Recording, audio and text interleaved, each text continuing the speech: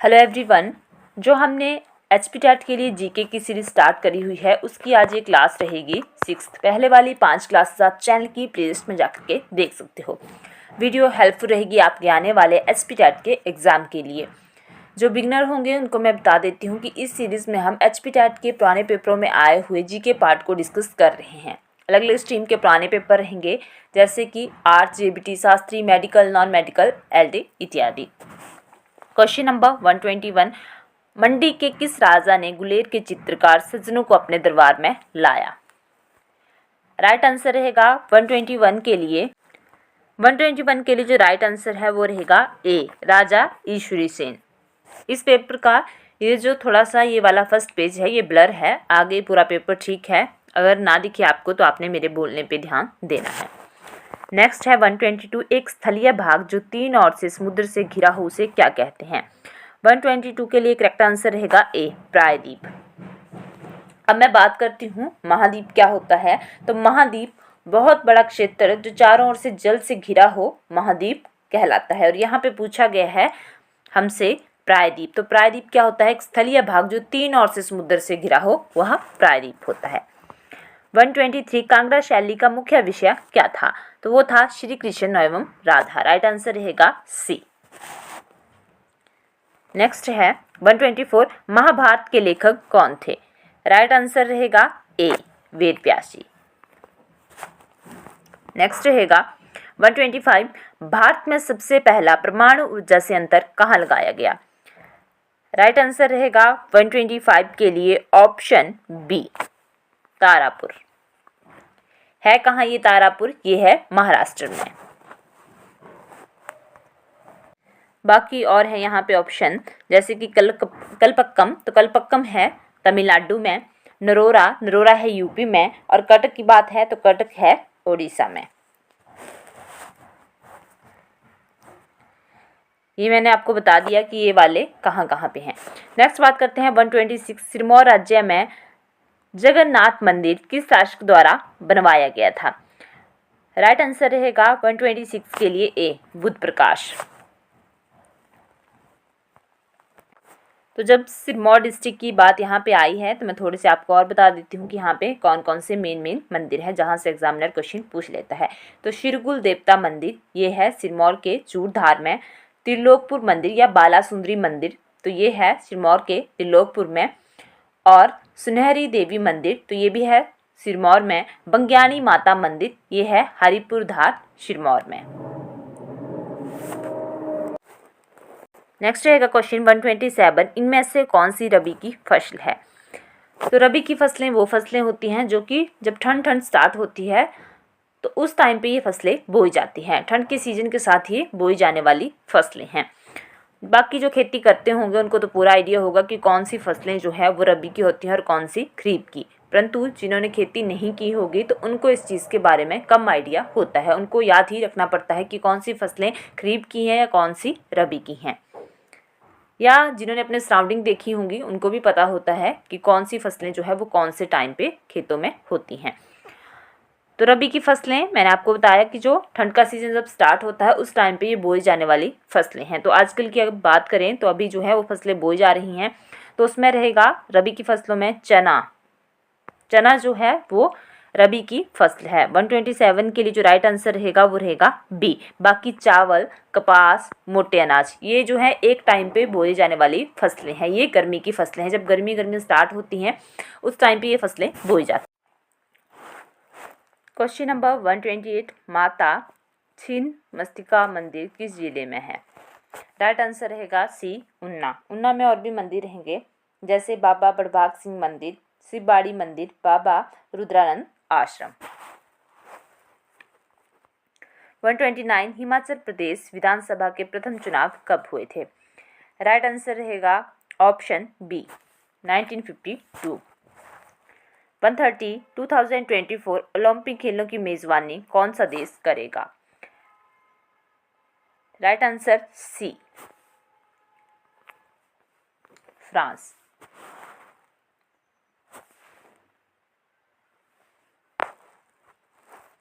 131, हिमाचल प्रदेश मुख्यमंत्री सेवा संकल्प हेल्पलाइन नंबर क्या है? 1100। 132 भारत के अंतर्राष्ट्रीय फिल्म महोत्सव में कौन सी ट्रॉफी पुरस्कार में दी जाती है? राइट आंसर रहेगा बी, स्वर्ण मयूर।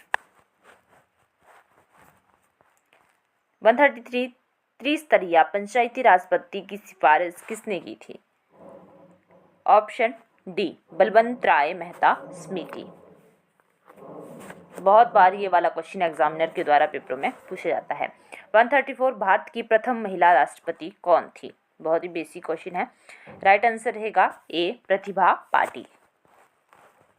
135 जमशेदपुर लौह इस्पात उद्योग कहाँ स्थित है? ऑप्शन सी, झारखंड की। 136 नीति आयोग का गठन कब हुआ? राइट आंसर ए, 1 जनवरी 2015 को। नीति आयोग का जो है वो गठन किया जाता है 1 जनवरी 2015 को। नीति आयोग को जो है वो योजना आयोग के स्थान पर लाया जाता है। योजना आयोग बना था 1950 की जो है वो बात है। बाकी पेपरों में इससे पूछे जाते हैं कि इसके अध्यक्ष कौन होते हैं? उपाध्यक्ष और सीईओ, चीफ एग्जीक्यूटिव ऑफिसर। तो मैं आपको बता देती हूँ कि जो नीति आयोग के अध्यक्ष होते हैं वो भारत के प्रधानमंत्री होते हैं। तो वर्तमान की अगर बात की जाए तो अध्यक्ष रहेंगे नीति आयोग के भारत के प्रधानमंत्री जो हैं नरेंद्र मोदी जी। बात करते हैं उपाध्यक्ष की, तो उपाध्यक्ष हैं वर्तमान में सुमन बैरी। और अगर बात की जाए सीईओ की तो वो रहेंगे BVR सुब्रमण्यम। 137 पूर्व प्रधानमंत्री अटल बिहारी वाजपेयी के नाम से अटल टनल कहाँ स्थित है? राइट आंसर रहेगा ऑप्शन डी, रोहतांग दर्रे में। नेक्स्ट है भारत के राष्ट्रपति को कौन शपथ दिलाता है? राइट आंसर रहेगा बी, भारत के मुख्य न्यायाधीश। मोस्ट रिपीटेड क्वेश्चन है ये, बहुत से कॉम्पिटिटिव एग्जाम में ऐसे क्वेश्चन देखने को आपको मिलते हैं।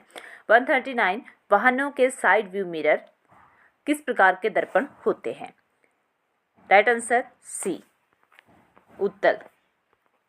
तो ये भी बार बार पूछा जाने वाला क्वेश्चन है। ये ऐसे क्वेश्चन है जो कि अगर आप किसी भी एग्जाम में बैठो तो वहाँ पे आपके गलत नहीं होने चाहिए, क्योंकि ये ऐसे क्वेश्चन है जो कि एग्जामिनर के द्वारा बार बार जो है वो रिपीट किए जाते हैं। चाहे आप किसी भी एग्जाम को देकर के आओ जहाँ जीके आती होंगी, वहाँ से आपको यहाँ से क्वेश्चन देखने को मिल ही जाते हैं। 140 कौन से देश तीसरे विश्व के नाम से जाने जाते हैं? तो वो रहेंगे सी, विकासशील देश। 141 मेसोपोटामिया का आधुनिक नाम क्या है? राइट आंसर रहेगा डी, इराक।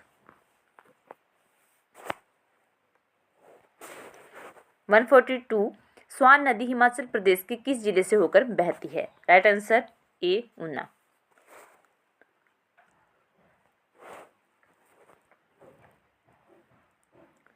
'स्वान नदी जो है वो सतलुज की सहायक नदी है।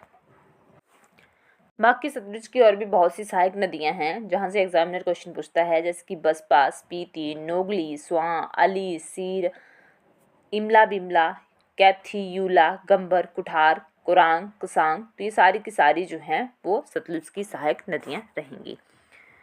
निम्नलिखित में से कौन निशस्त्रीकरण से संबंधित नहीं है?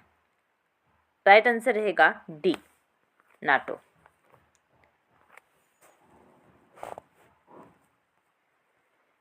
144 नेशनल यूथ फेस्टिवल प्रत्येक वर्ष किसके जन्मदिवस पर मनाया जाता है? तो ये जो है वो स्वामी विवेकानंद जी के जन्मदिन पर जो है वो मनाया जाता है। होता कब है? ये होता है 12 जनवरी को।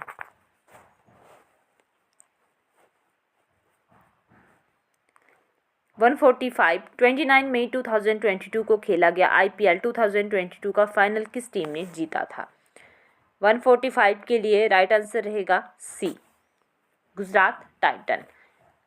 तो आपसे जो है वो करंट का पूछा जा सकता है, तो आपके लिए काम रहेगा, आपने कल जो है इस वीडियो के नीचे जरूर कमेंट करके बताना है कि करंट का किस वाली टीम ने जीता था। ठीक है, क्योंकि एग्जामिनर जो है वो क्वेश्चन ज़्यादातर अगर डालेगा तो फर्स्ट या करंट से डालने की पूरी संभावना रहती है। तो आपने वर्तमान का बताना है कि इस बार जो है वो कौन सी टीम ने जीता था। 146 जलवायु परिवर्तन का कारण है? राइट आंसर डी, ये सभी ग्रीन हाउस गैसें, ओजोन परत का क्षरण और प्रदूषण। 147 शिमला का गेटी थिएटर आम जनता के लिए कब खोला गया था? यह क्वेश्चन ऐसे आता है या ऐसे आ जाता है कि गेटी थिएटर की स्थापना कब हुई थी, तो दोनों क्वेश्चन एक ही हैं। राइट आंसर रहेगा 147A 1887 की ये बात है। ये क्वेश्चन टैट में ही पता नहीं एग्जामिनर के द्वारा कितनी बार जो है वो पूछ लिया गया है। 148 1857 के विद्रोह को प्रथम स्वतंत्रता संग्राम की संज्ञा किसने दी थी? राइट आंसर रहेगा सी वी.डी. सावरकर। यह क्वेश्चन ऐसे आता है कि 1857 का विद्रोह जो है वो स्टार्ट कहाँ से होता है, तो ये होता है मेरठ से। 149 हाल ही में रिलीज हुई फिल्म द कश्मीर फाइल के निर्देशक कौन है? राइट आंसर सी विवेक अग्निहोत्री। 150 भारत की शिक्षा नीति 2020 को मंत्रिमंडल द्वारा कब पारित किया गया था?